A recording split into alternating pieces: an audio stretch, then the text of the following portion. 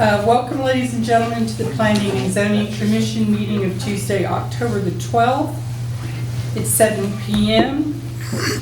I'd like to call the meeting to order. It's authorized by Section 551071 of the Texas Government Code.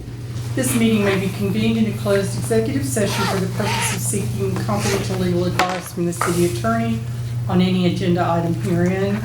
The City of Rowlett reserves the right to reconvene, recess, or realign the regular session or called executive session or order of business at any time prior to adjournment. To provide comment for the meeting, if you're not attending in person, please send an email to citizeninput@rowlett.com by 3:30 p.m. the day of the meeting. Please specifically state whether your comment is regarding a specific agenda item or a general comment to the commission. Your comment will be read into the record during the meeting, and there is a 3-minute time limit. For in-person comments, registration forms and instructions are available inside the door of the City Council chambers. Item 1A of the agenda tonight is to administer the oath of office and statement of elected appointment officer to the newly and reappointed members, and we're going to let our... Do you want the alternate to come sit if John's not going to be Yeah, sure. We've got 2 seats open. We've got one alternate I here. think Rob is on.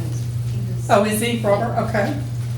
If you'd like to come take a seat, probably here, right?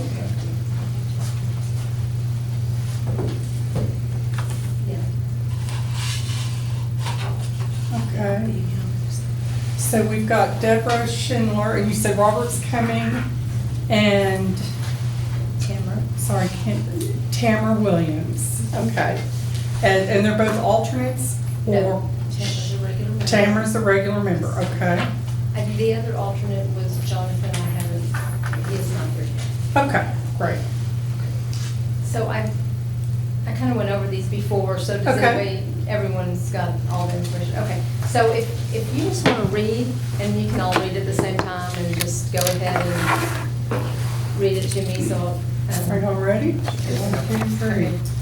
I, Deborah Schindler, do solemnly swear or affirm That I will faithfully execute the duties of the office of the Planning and Zoning Commission for the City of Rowlett and the State of Texas, and will to the best of my ability preserve, protect, and defend the Constitution and laws of the United States and of this state, so help me God. So help me God. Perfect, thank you. And then just sign that one first line, and the rest of it, and you can turn it all into me. Yeah, and I'll make your copies and have them back to you at the next.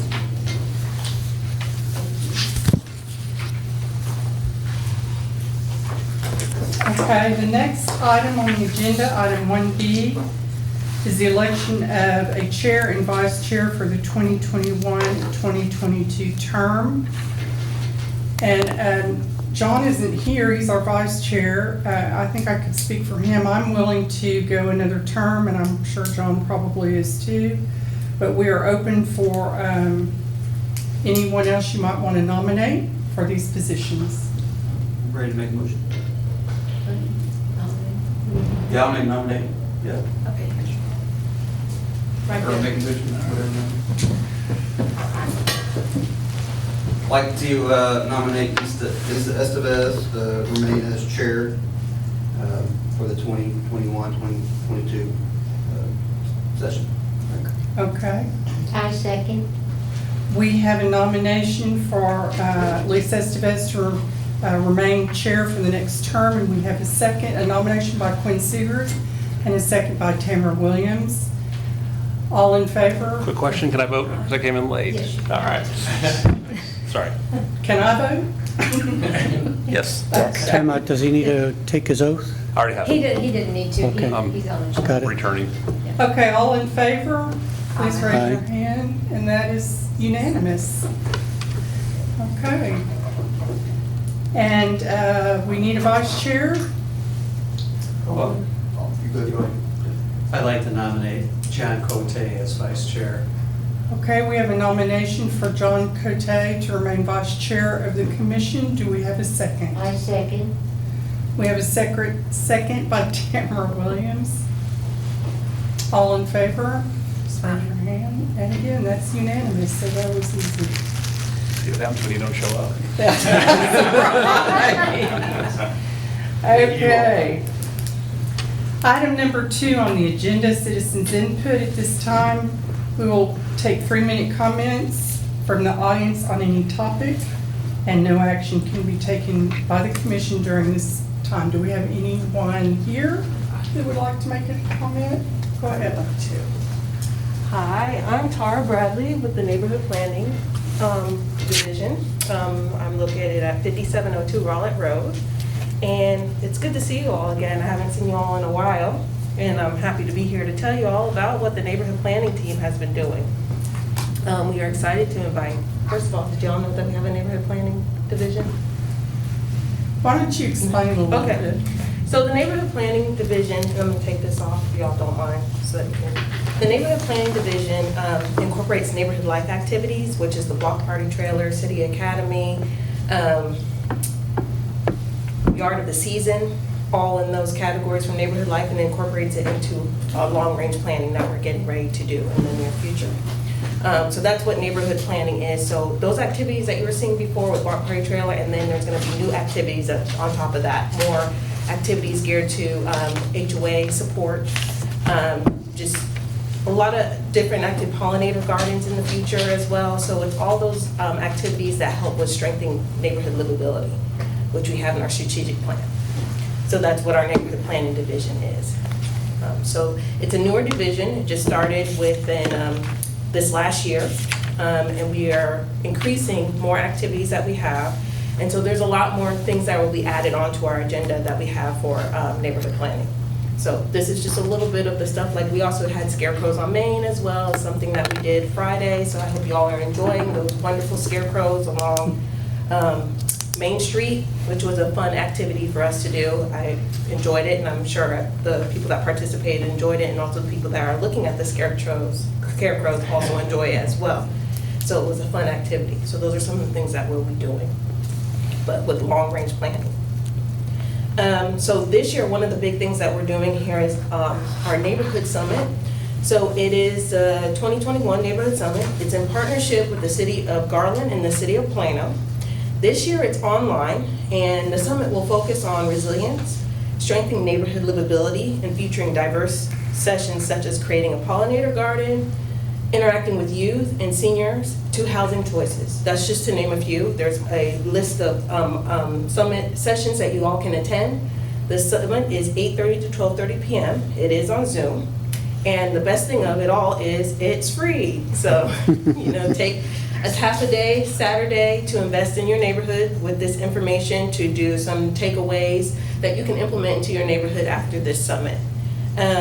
It's a great way to continue engagement in Rowlett and to learn how to strengthen neighborhood livability. That's a big thing that we want to see. We have great neighborhoods. We want to continue that and also strengthen the livability. We can go only up from here. So we look forward for you to sign up. I'm going to just drop off some of these flyers here for you to sign up. You just can scan the QR code and you can sign up today. It takes about 5 minutes, and then you also can see who our keynote speaker is, Alan Malik, and you can find out more information about him. So I'm really excited. I hope you all are excited because it's coming soon. It's November 6th, so I'm going to make it easy for y'all to sign up with this scan code, and you all will be ready to go. And if y'all have any questions or anything of that, my number is still the same. I am still in community development, so give me a call if you have any questions or any thoughts, anything that you want to let me know. I'm open.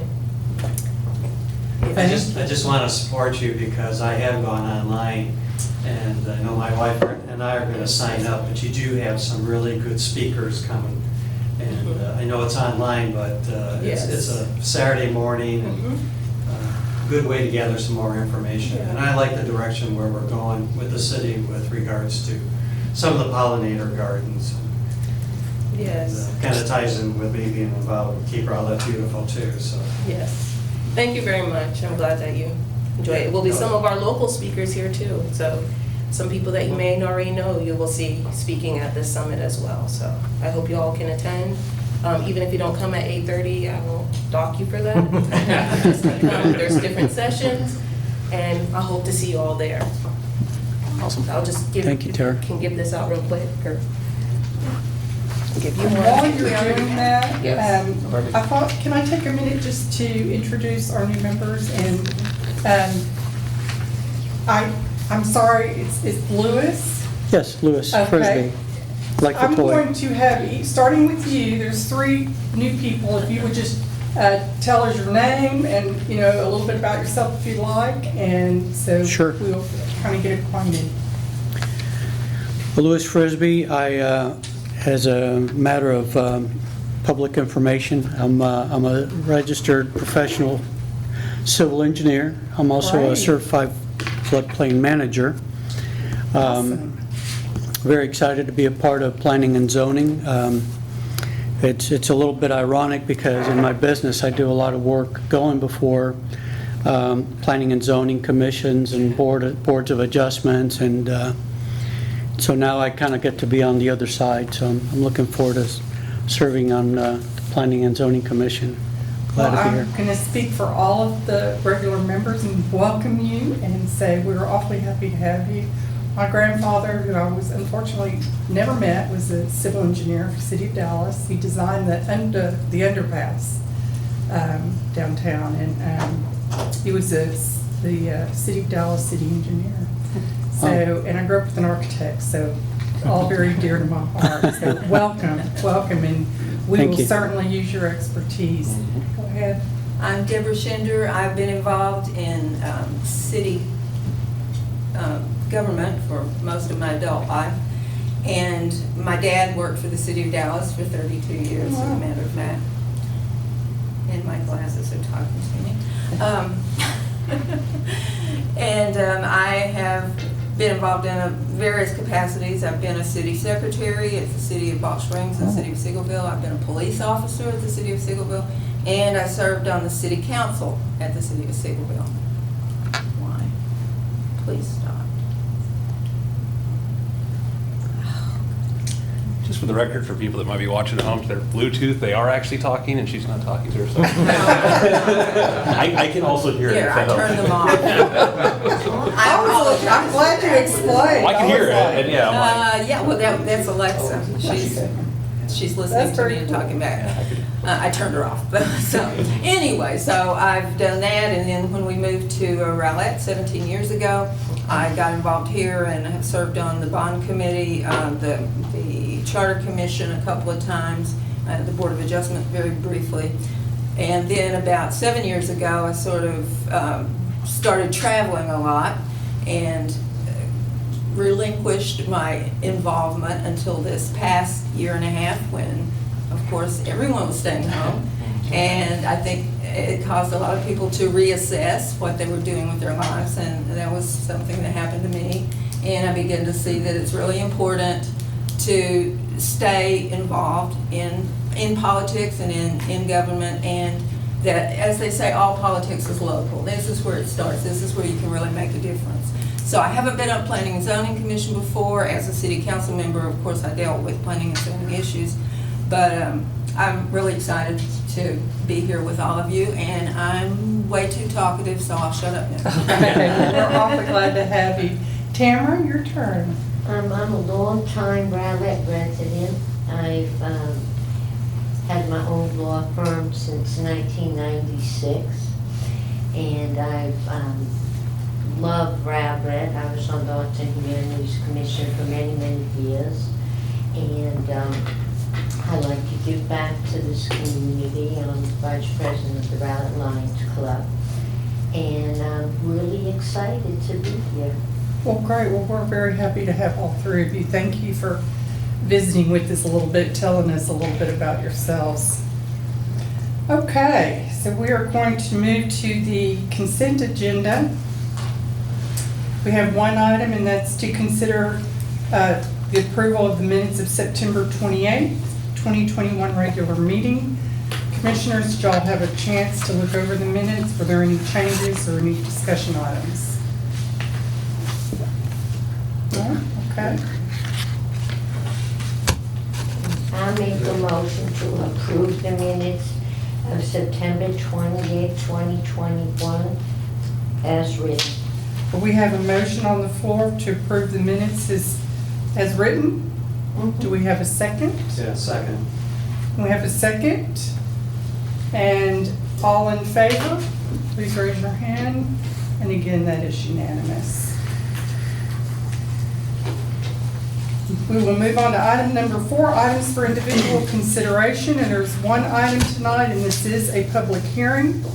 Conduct a public hearing and make a recommendation to City Council on a request by Heli Gonzalez, Viva Preschool, on behalf of property owner Crossroads Baptist Church regarding a special use permit to allow general daycare uses within a portion of the building on an approximately 15.15 acre property zoned single-family residential SF10 and single-family residential SF8 districts.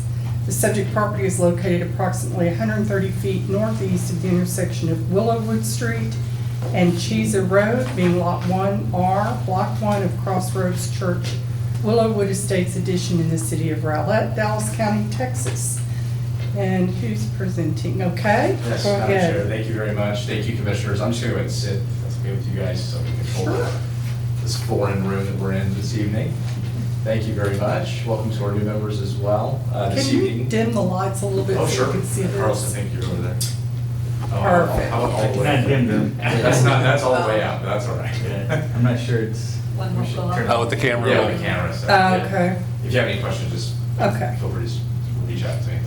But we're here this evening to discuss a request from our applicant for a recommendation of approval of a special use permit to allow for a general daycare use within an existing church building. And just a reminder for our new members as well as our existing ones, an SUP is a zoning action, it's a formal zoning action that's intended to ensure that proposed uses will not have any sort of significant adverse impact on surrounding area, whether that be neighborhoods, traffic, and the like. Some background information on this site: it is developed within approximately 22,000 square foot church building. There are a couple outbuildings that total just over 5,000 square feet.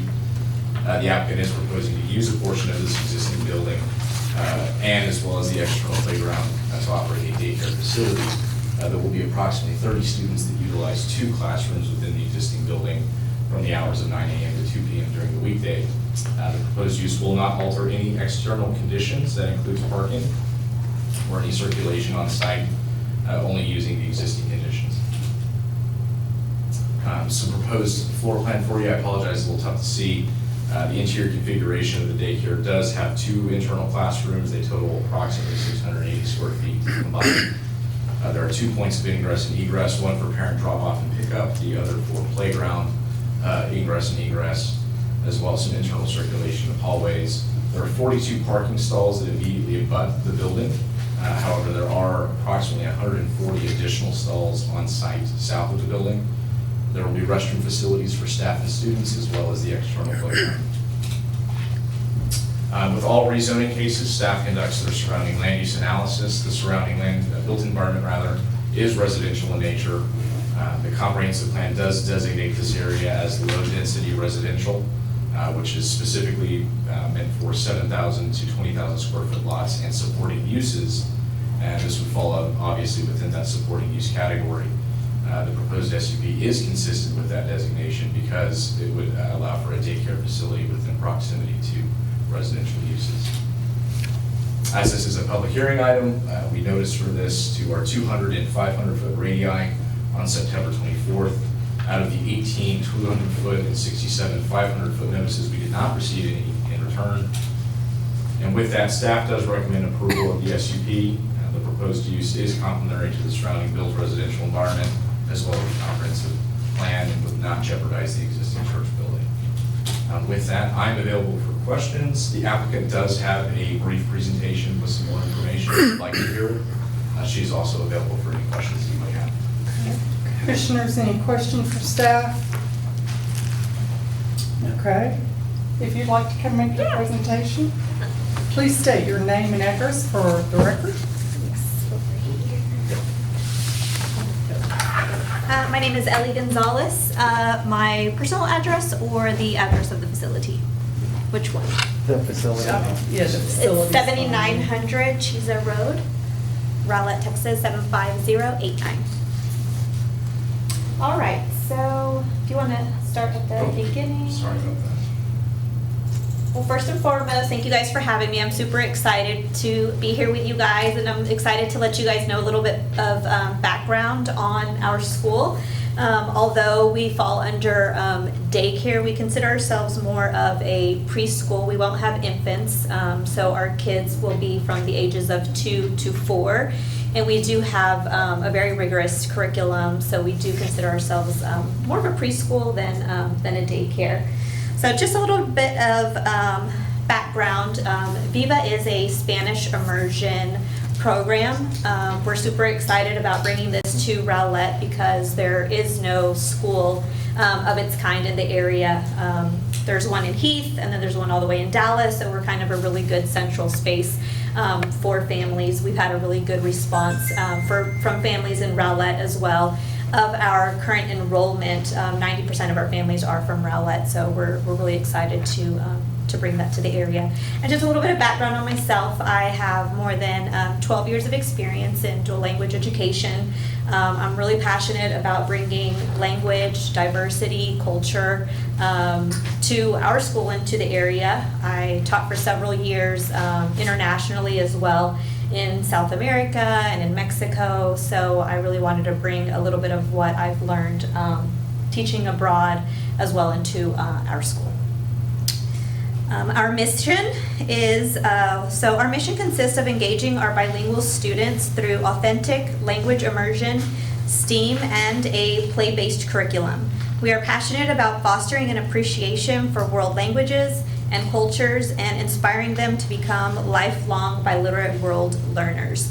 Our big part in our curriculum is the STEAM portion of our curriculum. Just with the way that the world is changing, it's super important for kids to be able to kind of integrate science and math and technology into their day-to-day, so our curriculum does integrate STEAM. And we are a play-based curriculum. It's very hands-on. We don't do a lot of worksheets, so a lot of the kids are just coming to school and having fun, which is what we want them to do to enjoy their years of school with us. Our programs, once again, we will have kids ages 2 to 4. So this is just kind of a little background on some of the kind of instruction and things like that the kids will get. Obviously, we have a big focus on fine motor, gross motor, play-based. We are also really big on social emotional learning. We don't do timeouts. We don't believe in like red and green charts and things like that. So our focus is a lot on social emotional learning, learning to deal with emotions, conflict, resolution in a positive manner. So that's just a little bit of background on our programs for those ages. This is just some additional information. I mean, we can go over it, or if you want to know more about the program, but just things about like naps and how we deal with potty training. Like I said, our behavior management is really more focused on positive reinforcement. And there's a daily schedule, some interesting facts about bilingual development. I won't go through all of that, but if you guys are interested, once again, we can share the presentation with y'all. And just kind of like Connor said, so we are currently, we've been probably for the past year and a half working on this project with Crossroads Church. They've been absolutely great. So the building's already there, the parking lot's already there. We're just going to be using 2 classrooms for right now since we're going to be starting in our first year. So then, that's great for us because we don't have to deal with, building a whole nother location or anything like that. So we're thankful about that. And then just also our childcare license, we have been inspected through our state licensing back in June. We passed all minimum standards. We're just waiting on a couple of other forms from the city, but the building, the playground, everything is, what the state requires to have a license. So I think that will bring us to the end of it. So how many of you guys have any questions? Any questions for the applicant tonight? No. Sounds really cool. I had one question in my mind and had it answered there, but I did drive by the church because of the external playground being outside. Was it fenced in? And Yes, it is. Yes. Yep. So We had I it. was happy to see that. Yes. Especially with that age group of 2 to 4. that requirement being there. Yes. And because you have a big open lot behind you. Yeah, and that was something that wasn't, they didn't have it done prior, and we fenced it in. So, yep, we have all of that set. Just a quick one on the immersion.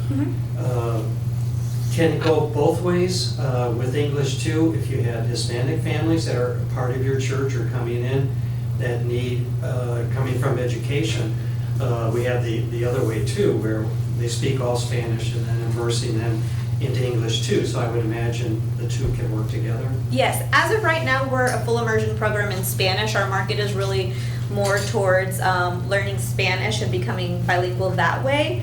Our idea is to be able to expand and add on a year each year, like next year kindergarten, the next year first grade. We want to have like our own building and maybe find a lot in Rowlett and build.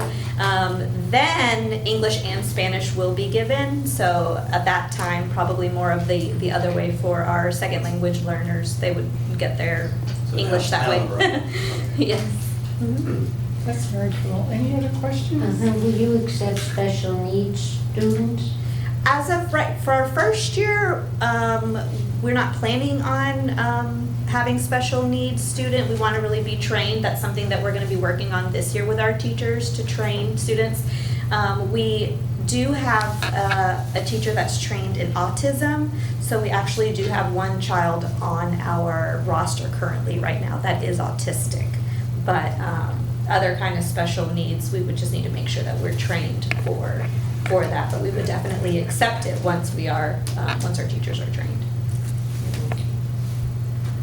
Yes, sir. So I have a couple of questions and comments. First of all, the comment, I'm very impressed, by the way, with what I'm seeing of your program. I think it's a very good program for the community. Definitely a good fit for the neighborhood and for the church itself and for your congregation. So I have a couple of questions for you. What is the anticipated demographics of your student population? Is it primarily Anglo? Is it an even divide between Latino and non-Latino, or what's your target and where do you think it's going to go? Yeah, as of right now, it is about 80% Anglo. We have 2 African American families enrolled, an Asian family, and then the rest are from Hispanic backgrounds. Interesting. So the other question that I have has to do more with some of the technical things regarding the circulation path, your pickup and drop off. I guess everything is being done kind of independently of the church, kind of through the north side Yes, of so- your facility. Yes, there's a back entrance that we'll be using. So the drop off is towards the back. And there's a parking lot there. There's also enough space to kind of do a U-turn. The church actually had to extend their parking lot. I guess Rowlett got like the biggest fire truck or something like that. So they had to redo their parking lot. So the parking lot is super wide for, cars to be able to U-turn back around. Very good. So you mentioned that you have an estimated capacity of 30 children? That's how much enrollment we have right now. The capacity can be more if the church also allows me to use more rooms. The church has about 6 or 7 rooms that can be used in the whole entire building. But for right now, we're only going to be using 2. So your master plan would eventually to increase your, and I would imagine that it's not a conflict with the church in the sense that when they're using the facilities is not when you would be using it. Right, So- they only use the facilities on Wednesday nights at like 6:30 or 7, so we wouldn't be there anymore, and then on Sundays. So during the week, they don't use the facilities at all. And actually, the classrooms are like on one side of the church, and then like the church offices of where the pastor is like on the whole other side as well. So it's totally separate. Good. Well, I'm glad to hear that you have plans to grow the program, because I think, again, I mean, I was in favor of it when I read the package initially, just based on the general planning and zoning kind of literature and background, but now that I'm reading or hearing the actual program and meeting you, mucho gusto, by the way. Gracias. Igualmente. I'm bilingual, for the record. So I think this is a great program, and the fact that it really is catering to a large degree on non-Latino population, I think it's very, very good for our community. You know, kids that are bilingual tend to do better in school. They tend to do better in college when the time comes because of Latin and the sciences and so forth. Yeah, So they're considered more it's, empathetic, and yeah, there's a whole list of there's all a the- long list of benefits from being benefits. bilingual, and I can vouch for that. I guess my follow-up question would be, the package only discusses the 30, the 2 rooms and the 30 students. Thinking ahead, are there any limitations or any riders, or would, as time goes on and the program needs to be amended, do they need to come back to us for a special use permit at that point, or can we give them can we consider at this point giving them enough wiggle room to have enough capacity? And I would really like to know what Sure. Absolutely. Yeah, it's a great question, and the way the ordinance is written now is to reflect just the application that we've received for those 2 classrooms, the total 30 students enrolled. Any large deviation from that typically would trigger some sort of other consideration, perhaps expanding upon the SUP. I was kind of looking over to Alex to see the logistics of if you wanted to make a motion to reflect perhaps further conditions or the ability to grow within the church over time, that might suffice come that time. I would think, yes, that if that would be the appropriate method to do this, to allow it to expand to a certain number of students or a certain number of rooms, or both of those. Can you tell us what that certain number would be, so maybe we can consider it now as a part of the In some ways, motion? it comes to, the comfort of, if you are willing to allow for them to use the entire 6, 7 rooms that they have there, and go up to, just quickly doing math in my head, Originally, what we had spoken with 60 the students, pastor 100? was about 75. Okay. And so what that could look like, Commissioner Frisbee, would be a recommendation with the conditions that there are maximums set. Mhm. That maximum could reflect perhaps that 60 students, maximum 6 rooms, maximum 60 students, something like that. And then we would essentially embody that condition to the city council for their ultimate action on that. Yeah, I mean, just considering the factors like, the fire safety looks very good. Your accessibility, you've got at least 2 points of entry and exit minimum. I know that there's others as you work down the hall into the And each church classroom there's an itself. exit as well.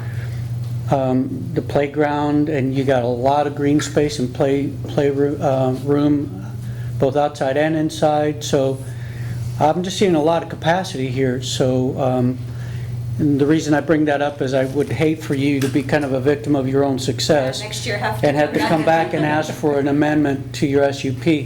I would really like for you to have all the tools that you need to be successful and go in and implement a good program and be an asset to the community. So I would just ask that we that's consider great. that. That's a great point. Great idea. Well, we'll just consider that in our motion. Yes, ma'am. Any other questions for the applicant? When will you take older people? I'm married to a Uruguayan. We're actually thinking about doing an adult program. real old so people. Several people have asked if they'll Really? do like after school, like in the evenings, love to to do do an that. after school program. You would think I'm immersed in that, but Yeah, well, that's I awesome. have one more question. Are there any state regulations or county regulations regarding square footage per student? There is square footage per student, and it does fall within the standards of the state. That has already been measured. We had a state representative that came out in June to do all of that, and they measured the playground, they measured the rooms, and all of that has already been approved. And how many square feet is it per student? For outdoor space, it's 80 square feet. There needs to be at least 80 square feet per student. And how about indoor? And indoor, I'll have to get that number back. I don't want to give you a wrong number, but it was less. It was less. Because this is 680 square feet, that's 22.66 square feet per student. Is that going to meet the state regulations? Yes, it does. The classrooms do meet state regulations. And then the outdoor space is even bigger than what is needed. But I can get that number to Connor for the indoor space. Any other questions? I have one. Go ahead. You talked about having, at this time, 30 students. How many teachers, and are there other administrative staff that would be there too, just out of curiosity? Yes, so minimum standards for our 2-year-old class is 1-to-10 ratio. To us, it's important to keep our ratios smaller because we know students are more successful whenever classrooms are smaller and there's more individualized attention and differentiation. So our ratio is actually 1-to-6. So in our classrooms, there'll be 2 teachers. That's right. Question? Anybody else? Well, thank you very much. Thank It's you. very interesting. Thank you. And if you have an adult class, I mean. Yes, I will. Yes, I'll definitely let you guys know. Thank you. Okay, commissioners, any discussion? I'm ready to make a motion. Okay, Mr. Seegers. Oh, wait a second. It's a public It's hearing. a public hearing. I'm sorry. No problem.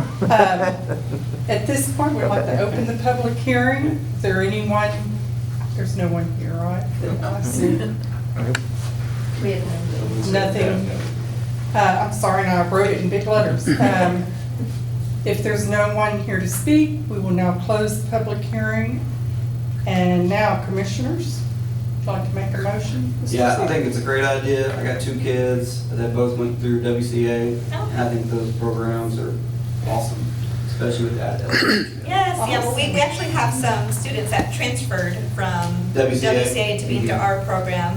We could use a lot more of that Because stuff. they only got 30 minutes in Spanish. Because they get overwhelmed, and it's just, it's great. It saved my wife and I so much time having those programs available. So to have another one be a part of Rowlett is a huge plus. Yes, thank you. Definitely looking forward to this and excited about the future for you. Thank you. So I will be making a recommendation to approve the special use permit to allow for the general daycare on the property. Okay, do we want to, we talked about adding something to keep her from having to come back on this space.